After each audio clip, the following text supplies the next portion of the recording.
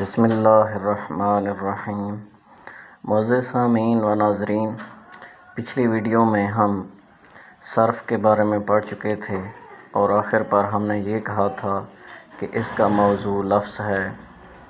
لفظ اور اس کی اقسام کے بارے میں مزید پڑھتے ہیں۔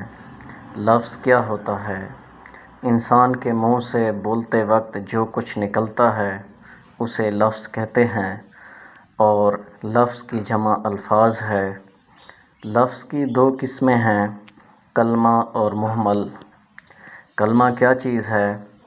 کلمہ ایسے لفظ کو کہتے ہیں جس کا کچھ نہ کچھ مطلب سننے والے کی سمجھ میں آئے، جیسے روٹی، پانی۔ اس سے سننے والا سمجھ جاتا ہے کہ روٹی کھانے کی چیز ہے اور پانی پینے کی چیز کا نام ہے۔ جبکہ مہمل وہ لفظ ہے جس کے سننے سے کچھ معنی سمجھ میں نہ آئیں، جیسے روٹی ووٹی، پانی وانی۔